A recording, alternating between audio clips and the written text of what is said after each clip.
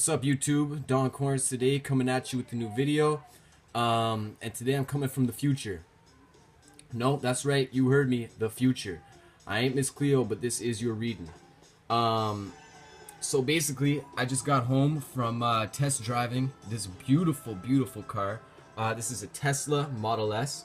So a lot of people don't know about these because there's not a lot of them on the road yet because they're brand new. But this is a 100% electric car.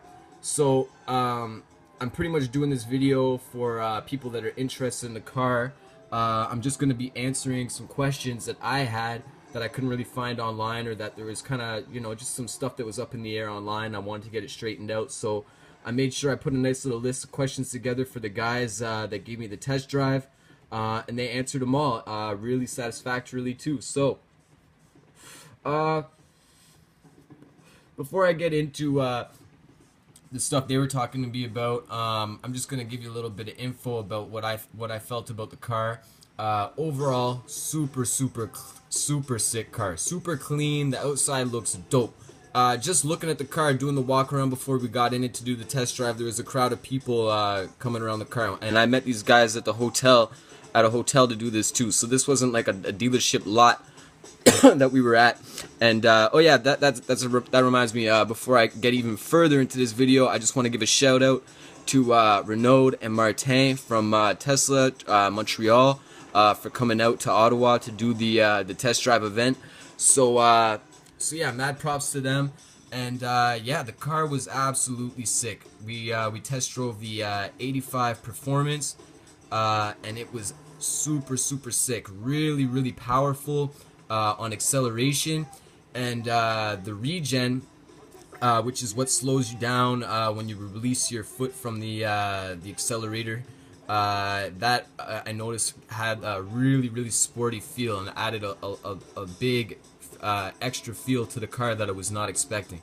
So basically, I met them and asked all the questions that I had, and then we went out, looked at the car, and then took it for a test drive. But yeah, they were really helpful answering all my questions, and I'll just get into that right now. So basically, my first questions were concerning how it drove in the cold weather. So basically, today is an extremely cold day here in Ottawa. We're looking at -20, closer to -30 with wind chill. My car almost didn't even start today when I went out. So my questions to begin today were concerning the range in the cold and how the battery is affected by the cold. So I was told, worst case scenario, if you had a full charge overnight you didn't plug your car in overnight, you're gonna lose about almost 20% of that charge. So that's one thing to consider. The car drives the exact same from the moment you turn it on. No matter how cold it is, because it's all electric. It does not take time to warm up to be fully effective like parts and components in your gas-powered vehicle. So that was the first thing. Pretty much, they just told me the car takes a little bit of time to warm up for it to show its true battery strength and whatnot. And yeah, they told me that over time, like a 10-year period, your battery will degrade. And I put out the number at about 20%. They did agree, so that it could be in that range over a long term, which obviously this car hasn't been out that long, so there's no real evidence that I have seen or that they provided me that shows that these numbers are accurate. Could be less, could be more, who really knows, but only time will tell as far as that goes. Just get another picture here for you while you're waiting for me to talk.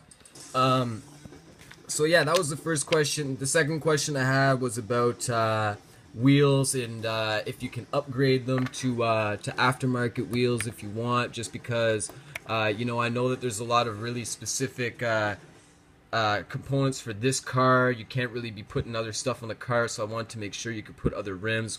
Kind of a dumb question in hindsight, but yeah, they said no problem, you can put aftermarkets on there like it ain't no thing. So that answered that question. My next question was about performance in the snow and in the winter, because this car is a rear-wheel drive car, and I do live in an area where we get a lot of snow, and I have rear-wheel drive cars that I have to park all winter long because I can't drive them.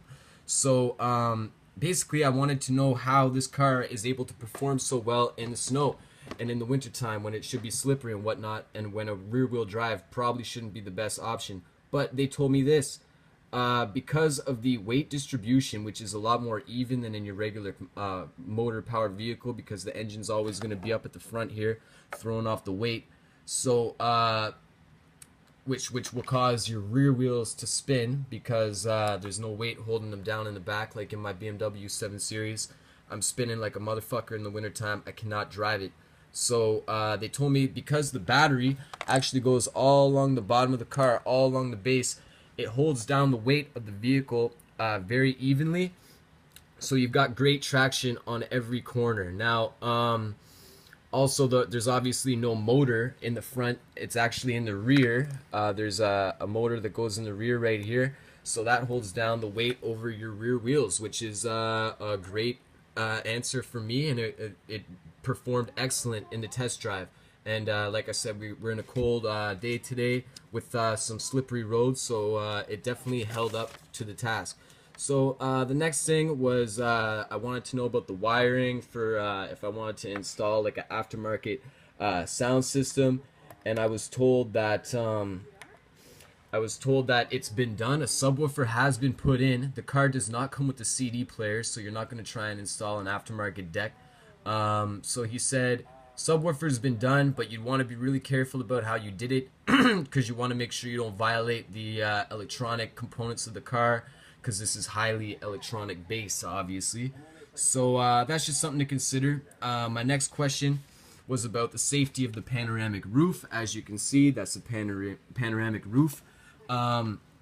In the car, it's sick. It gives you an extra couple inches of ceiling height, and it makes the car feel a lot more spacious with all the light that comes in, and it looked really, really dope. And it was also really dark too, protecting the sunlight from coming in and warming the place up. But yeah, so the safety is high end. There's a safety bar that actually goes across here in the middle. And it's made of safety glass, which means that it's not going to shatter and shard all over the place. It's going to stay, as far as I know, on a panel, or at least into break into pieces that aren't going to cut you up. So for me, I'd definitely be going with the panoramic sunroof. Super sick look. Definitely something that I want.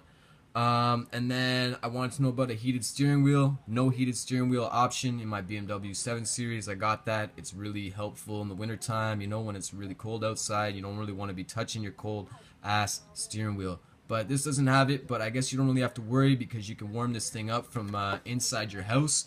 You can use an app on your tablet or on your phone, and you can warm this thing up to whatever temperature you want, so you don't have to worry about stepping into a cold car anytime. And my last questions were related to the warranties. So the 85 kilowatt comes with an 8-year. The battery has an 8-year warranty. The car has a 4-year. Like the bumper to bumper for the rest of the car, excluding the battery, is 4 years. And the battery, like I said, the battery is 8 years. So if you sell the car within that period of time, the warranty is 100% transferable. So you don't have to worry about the next person you sell it to not getting that warranty. So yeah, basically that was pretty much it. I don't want to make this video last too much longer, but I was just overall really, really impressed with the car and wanted to make sure that I let people know that these were answers to some of the questions that I had. So yeah, I just wanted to do that up, do the little video for you, and let you check it out. And I encourage anybody else that went out and test drove some of these cars to put up a video, comment on the things you like, things you didn't like, and whatnot. So yeah, again, shout out to the guys from Tesla Montreal. That was Martin and Renaud for coming through and doing it up big for us here in Ottawa. Mad props. Hope there's a location gonna pop up here soon, and hopefully I'll be driving one of these bad boys sooner than that. So anyway, I'm gonna try and check out some of this financial paperwork to see what can be done to get me in this. But I encourage anybody else that likes one to check it out, go test drive it, and do the same. So yeah, that's it. That's Donnie Corns reviewing the Model S Tesla.